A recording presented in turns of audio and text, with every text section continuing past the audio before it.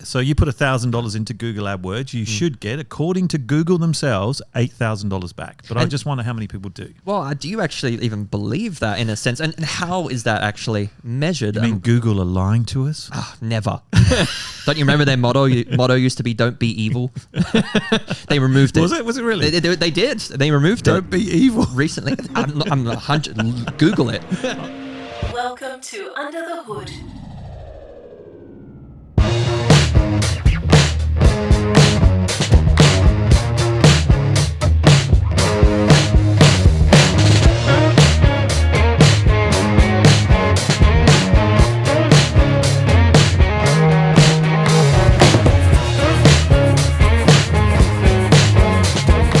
Welcome back to another episode of Under the Hoods with myself, Gabe McCarthy, and the lovely as always, Tony Eads. Yes, that's me. That's me. I'm glad you remember my name. I'd forgotten it for a second. If you're listening to this on Spotify, SoundCloud, wherever it might be, or watching on YouTube, you're seeing us. Hello. I'm waving at you at the YouTube Welcome to land. the studio as well, the lovely zebra background there. At the lovely Bella Vista Hotel podcast studio. Thanks again for having us. Namaste.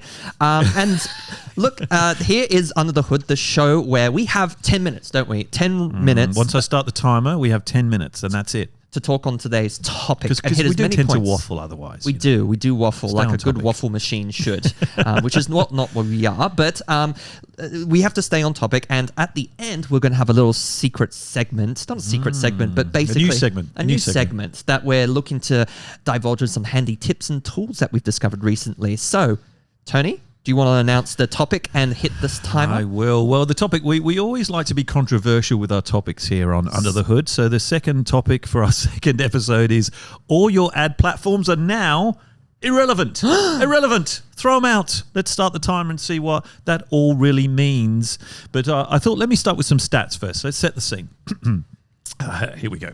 75% of searches are done via Google search. I think that's everyone knows that. Makes sense. Everyone's using. I would say it's higher, but yeah, definitely. Probably. I don't know where I read that stat from. Anyway, 80% of internet users browse with a smartphone. We all know we live in a mobile first world right now, so it's very, very important. 52% of users don't return to a site because of the way it looks. Yeah? I feel that. I feel them. How many ugly sites have you seen this week? Too many. In like every Google search, at least one in every three is going to be. They look like they're from the 80s or 90s and they haven't updated it since. It looks like just a PNG that they just flopped onto the screen. Yeah.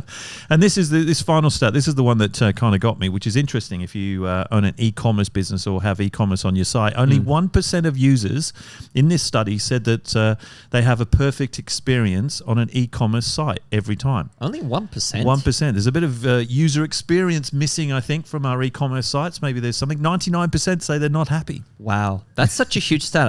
I mean, I probably would believe it. It makes sense when you think about it. Like from an ad, say on social, where you would like see something come up about a thing that they're trying to push you to buy, and that's usually an e-commerce based place where they're like asking you to buy this, right? It might be something like a sweatshirt or something. You go there. I think probably 99% of the time I go to it, I don't purchase. But then they keep sending me more and more ads because I just clicked on it once. Oh, talking about ads.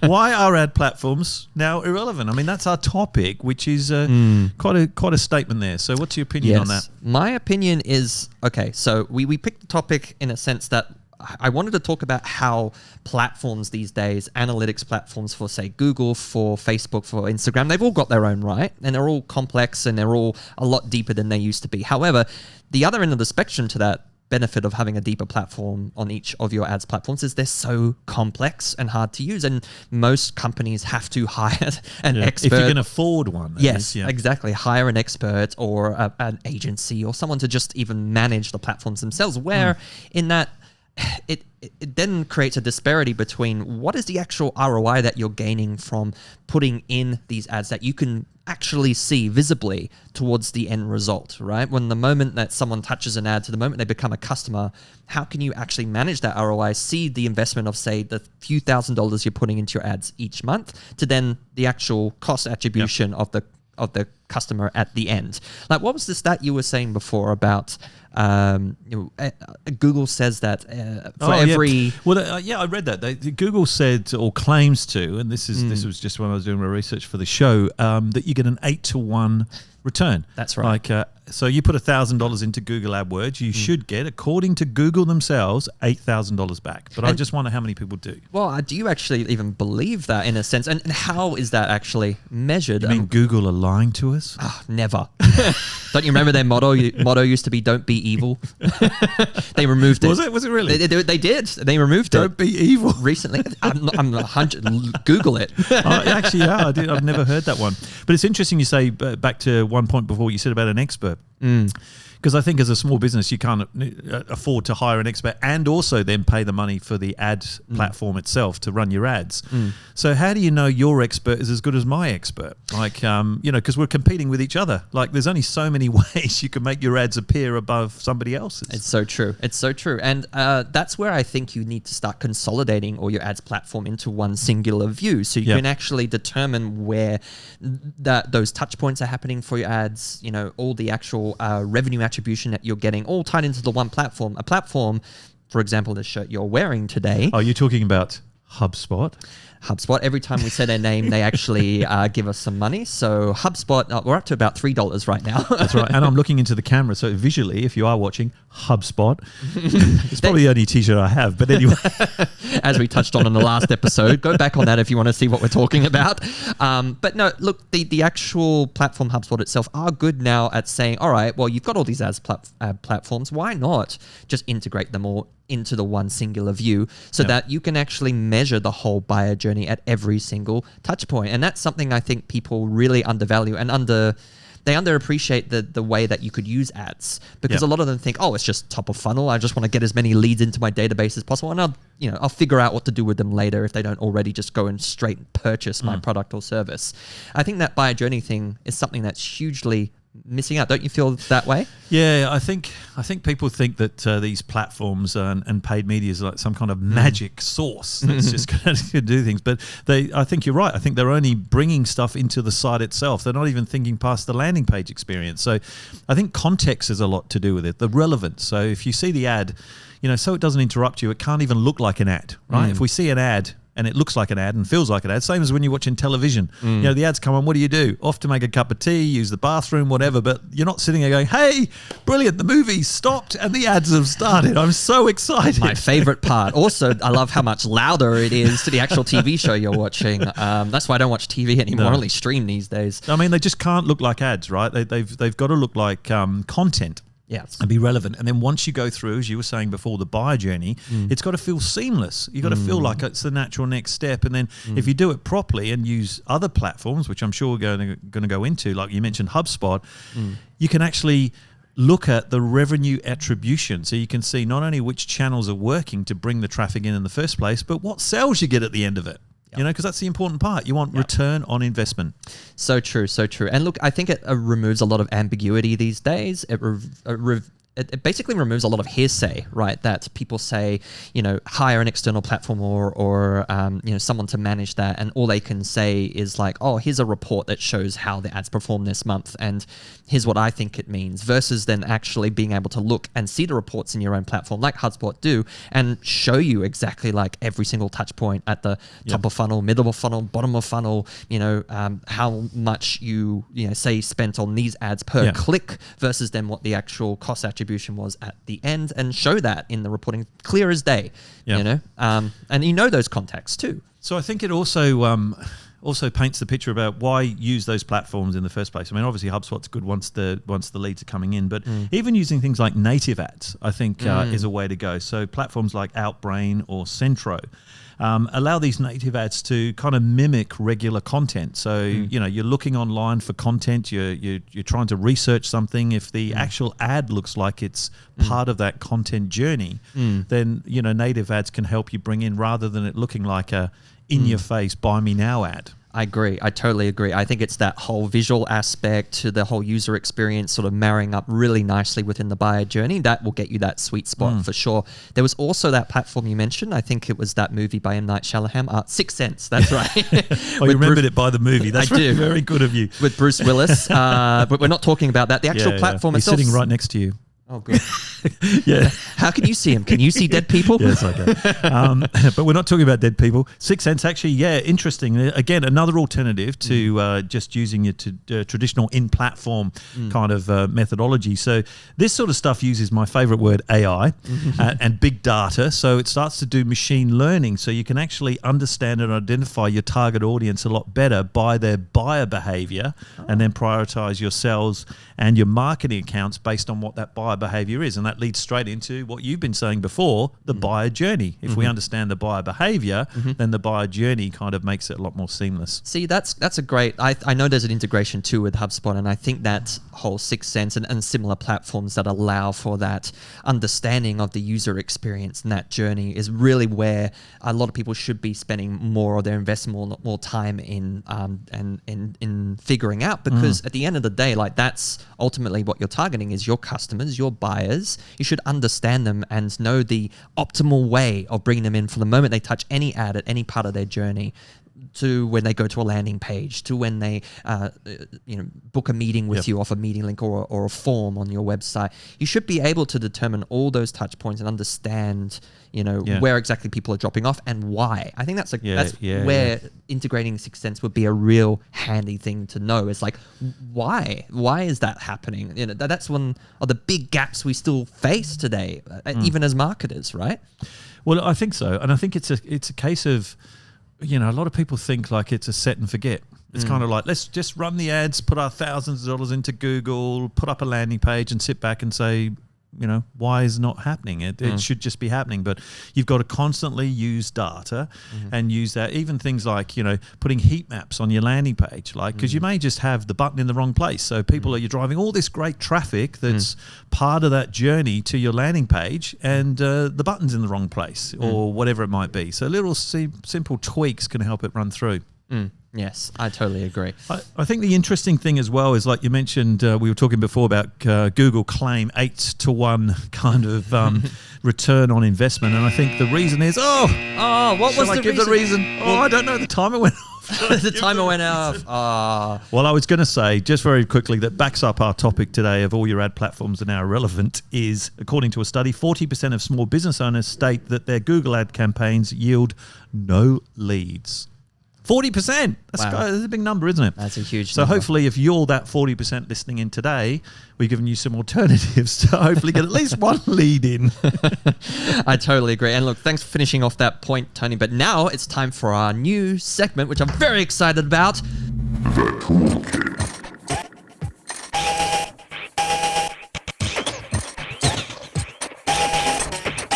Time to dip into the toolkit, Tony. All right, let's have a look at your toolkit. What have you been playing with this week? Why you always got to make it weird? No, fair enough. Look, what I've been playing with in my toolkit in recent weeks, one of them being LinkedIn video. Now, if you follow me or Tony on LinkedIn, you'll probably notice we do use video a lot on LinkedIn, some to greater results than others. Oh, you're talking about LinkedIn Live. Let's just move on. Let's move on from LinkedIn Live. Follow Tony to figure out why that's a contentious the interesting topic. thing, just quickly with LinkedIn Live, is like with any technology, you've got to get in there and use it, right? And you're never going to be perfect the first time you use it. The problem with LinkedIn Live is your thousands and thousands of followers are seeing every mistake you make because you can't like do it in the quiet and then come out with the perfect version. I think it's beautiful in a sense. They're seeing your progress. They're seeing your journey. Yes, I'm learning, everybody. I'm learning. He's like an AI. He's learning. But look, the point I was going to make about LinkedIn video in particular is it's free on every account to upload your own video to your profile, etc. But now they've added in this auto captions tool. It's been around for a little while now, but it's gotten really better in just creating auto captions for your video as soon as you upload it. And you can go in there while you're uploading it and actually tweak it a little bit. It's about 90% of the time it's got the correct wording and the correct words. Sometimes you have to go and tweak it a little bit. However, I think it ties in good to our topic because if you're starting to use video for your advertisements on LinkedIn, it's probably quite important to have captions. One, for obviously accessibility reasons. It's really good so people who are hard of hearing or whatever can see exactly what is being said in your video, but also for sharing across as an ad. Most of the time, 70% of people, I believe, don't even click the video to listen to it. They'll just watch and read the captions. So there you go. It's an automatic quick win. I would highly recommend it. It's really good as a platform and creates a better user experience overall for your ads. The other one I wanted to touch on, which ties in a little bit to ads as well, and I'll get to why that is Dbounce.io. Have you ever heard of this one? No, I like the name actually. Opposite to bounce. Exactly. They should have just called it still static. But it's a pay platform, so you have to pay a little bit. But it's only dependent on the amount of contacts you add in. So it's basically Dbounce is a SaaS-based platform where you upload in a CSV file or an Excel spreadsheet all your contact data that you want to upload to it. I believe it's only like $10 for every 5,000 contacts. It's pretty good value.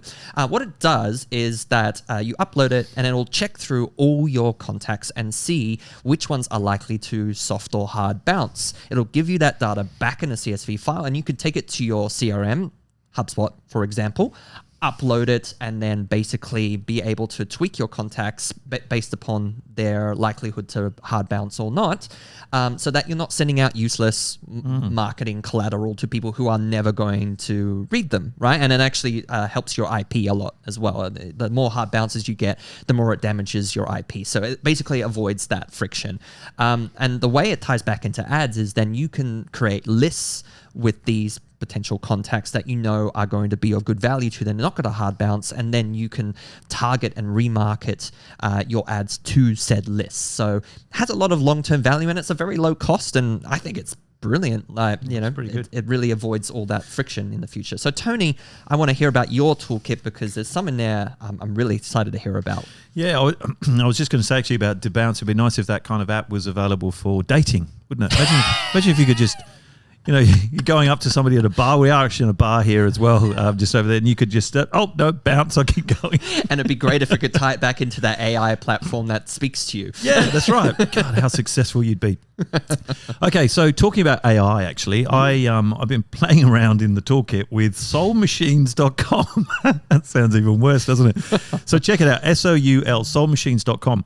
Now, what it is, these guys have taken that kind of AI avatar, which can look quite artificial and creepy. Yeah, it doesn't feel like you're talking to someone, it does feel artificial, as I say, it doesn't look human. So they've used digital brain powers to make these digital people come to life. Now, these guys can speak naturally, which is a good start. They smile, they frown, they nod, they point, they wave while you're talking to them. So I think this is kind of like, to me, the start of the future of customer experience. So instead of calling up Telstra and speaking to someone offline that doesn't understand, has got to keep putting you through to somebody else, imagine speaking to this avatar that can pull up your account that feels like you're dealing with a human.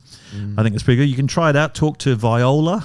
she's the AI kind of assistant there. Or you can even go to the astrologer and talk about your horoscope. Wow. So you can waste even more of your time knowing useless information from an AI platform of all things. What happens if you're not polite to it? Say if you're why don't you try that and aggravated customer? Will they respond in a defensive way, you think? I think they're going to use the Dbounce and you won't be able to get back in there again. But anyway, they'll swipe left. Try it out and find it. I did try with Viola though, asking her a few basic questions like add 1,000 times 5 times whatever. She comes straight away with the answer like a calculator does. But anything a little bit more like, tell me about the current temperature in Sydney.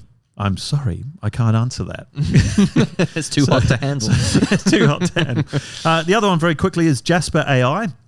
Now, Jasper AI is a fantastic artificial intelligence writing assistant.